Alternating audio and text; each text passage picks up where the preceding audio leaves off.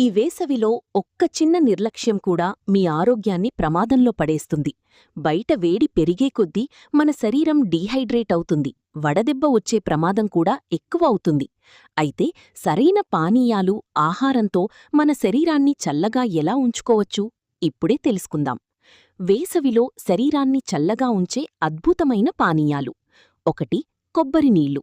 సహజంగా ఎలక్ట్రోలైట్స్ ఎక్కువగా ఉండి శరీరాన్ని వెంటనే హైడ్రేట్ చేస్తాయి.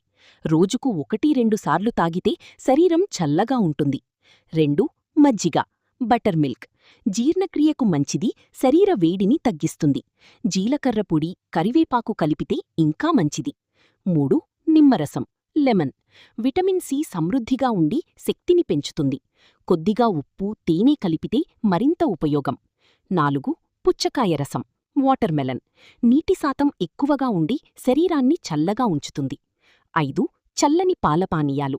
బాదం పాలు లేదా సబ్బక్క కూల్ డ్రింక్స్ కూడా శరీరాన్ని చల్లగా ఉంచుతాయి.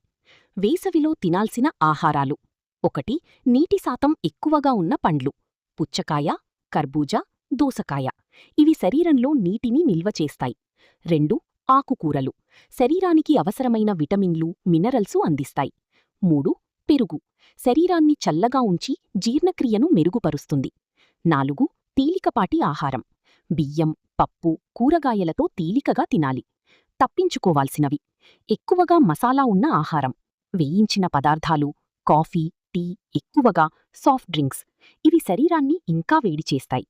వడదెబ్బ, హీట్ స్ట్రోక్ నుండి రక్షణ చిట్కాలు. మధ్యాహ్నం 12-3 మధ్య బయటకు వెళ్లకుండా ఉండండి. బయటకు వెళ్తే టోపీ లేదా గుడ్డ కప్పుకోవాలి. తరచుగా నీరు తాగాలి. లైట్ కలర్ దుస్తులు ధరించాలి. ఎక్కువగా చెమట పడితే ఓఆర్ఎస్ తాగాలి.